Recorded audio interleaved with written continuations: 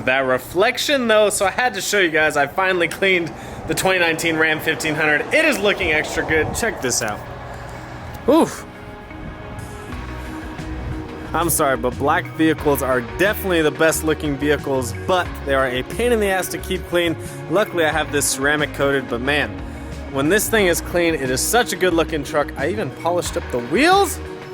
If anyone's wondering, this is Flexi Dip. It's not even Plasti Dip or any of the other brands. This is like the one from Home Depot, Flexi Dip, and it's actually held up pretty good. Looks like we got ourselves a package for the Mustang. Oh man, I never get tired of looking at those wheels. Here's some bad news on the wheels. I just looked last night. I wasn't gonna buy them yet, but I was looking at them, kind of just figure out what the price range was. And currently, they do not have the matching wheels in a 15x9 or a 15x10, because I was gonna go with either. Obviously, you want the 15x10 because you want more of the tire hitting the ground.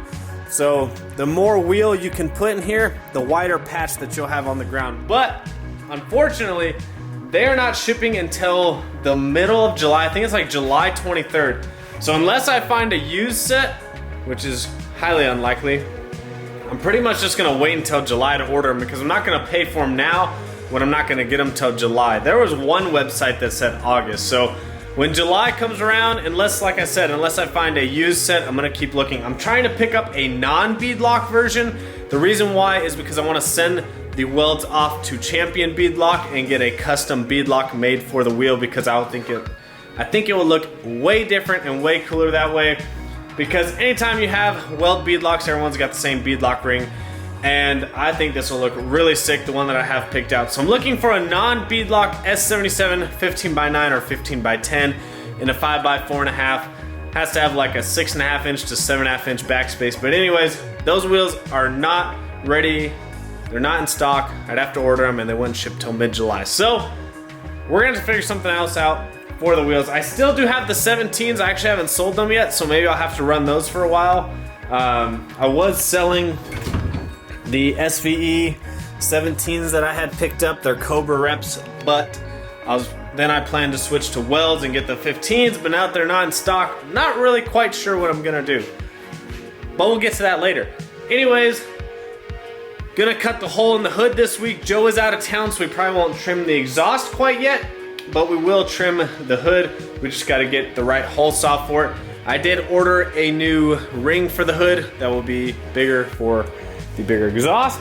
But funny story is I ordered this turbo guard like 3.5 weeks ago, and I messaged the guy on Instagram and I was like, hey man, like I ordered this turbo guard and never got an email for tracking because they don't have a number to call. I was like, I didn't get an email for tracking. I emailed the website, didn't get anything from it. Super nice, quick turnaround. He found out the order had got lost in the system. No big deal, but good thing I checked on it or I'd just be waiting. So they shipped it really quickly after he found that out. So let's open this up. So here is the turbo guard. I think this is a 5-inch. So, boop. Obviously, you know, stuff could still get in the turbo. You still run the risk, but it's pretty small sized mesh. I mean, it should block pretty much everything from getting in there. Plus, the way my turbo is, it's pretty much blocked by the body panels anyways. I know what you're thinking. It's not getting maximum airflow, but when the car is moving, it's getting plenty of airflow. Yes, if you were to do, I'm sure, some sort of a test, this isn't the best placement for a turbo, but honestly, it's been doing pretty good, so we'll see how it works out. So yeah, let's open this up and put it on. Alright, so as in true fashion with this car, nothing can ever go as planned.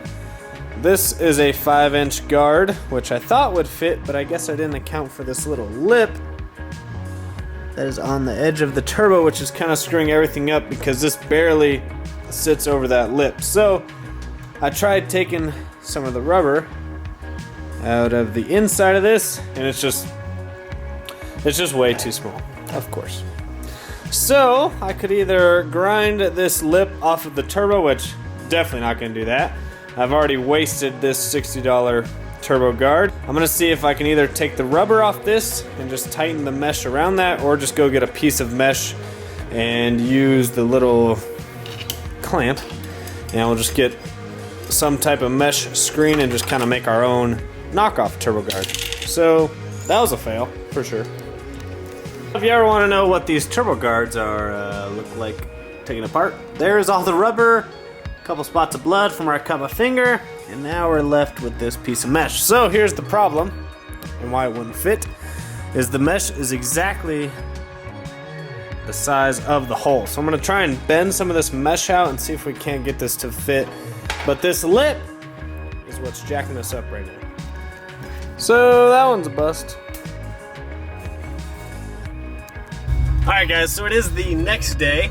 I didn't get anything accomplished on my own Mustang, so I figured what better way than to just go to Branson's and work on his Mustang. He actually got, when he bought his car, his LPF twin turbo car, it actually came with a set of Forge Star bead locks, which is the wheels I originally ordered, if you remembered, but I canceled the order because they were taking way too damn long to get here, and I changed my mind on the wheel setup that I wanted, which is pretty typical for me. And yes, I'm sweating. I just got down at the gym. Gross. Ew, Dave, you need a shower. I know.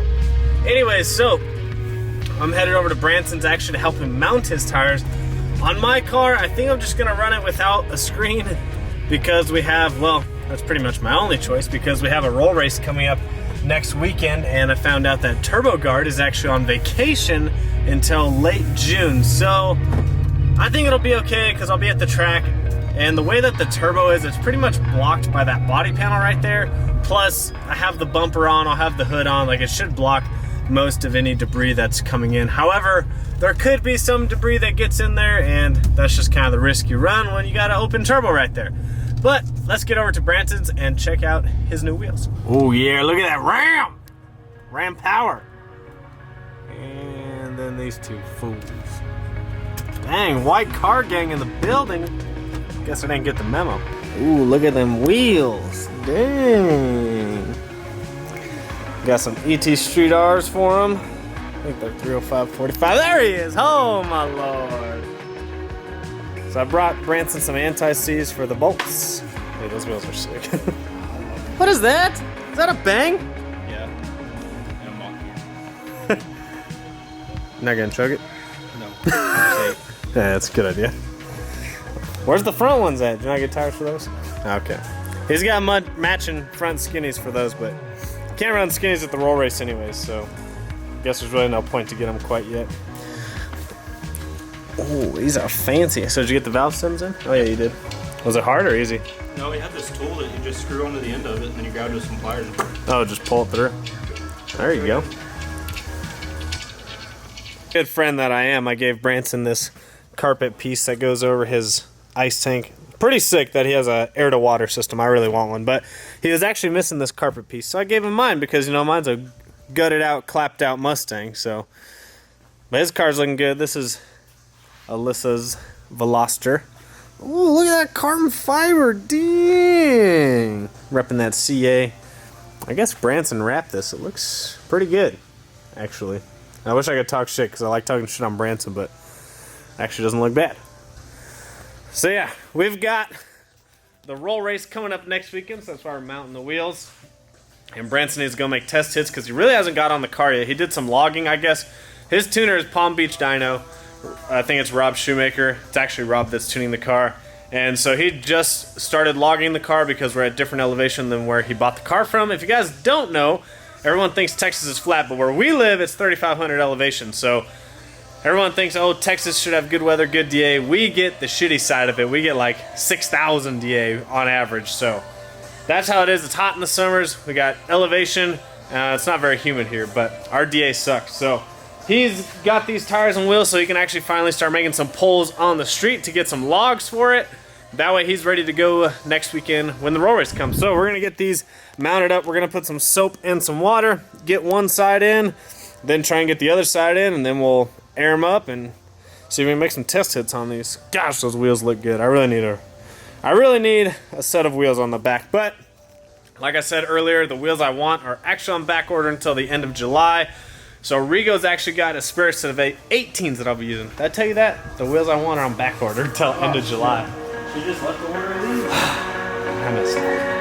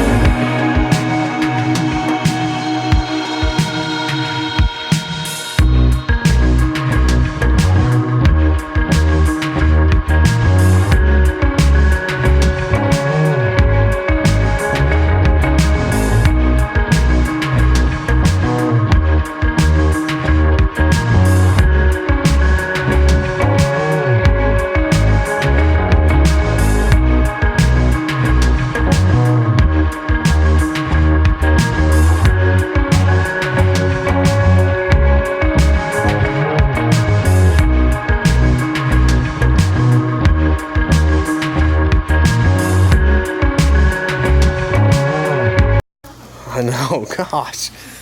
Dang, look at those. Only took 4 of us to do it, but you know, it looks good.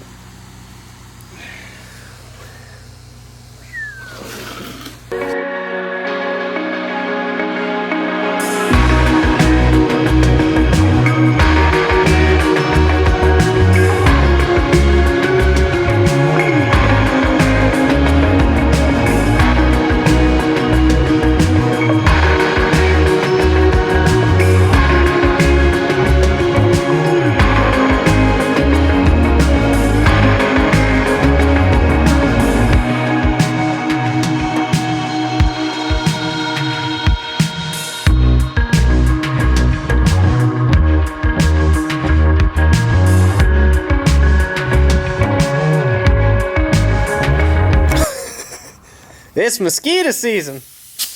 Dude, those look killer. Those are badass.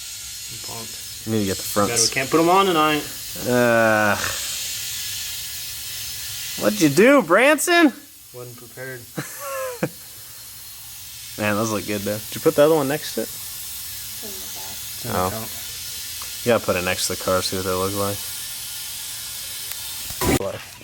That's the wrong way. Oh man! So the asshole, that I call him an asshole because he forgot the key lock. We got no key lock. But Branson did get these nice wheels when he bought the car. It's a pretty good deal.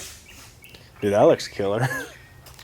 Dang. How do you think you'll let Rough go at once more? Mount the dang wheels, Branson! Look at that flow. Rigo, come cut this man's hair. I wish you would. Ooh, those are gonna hook up.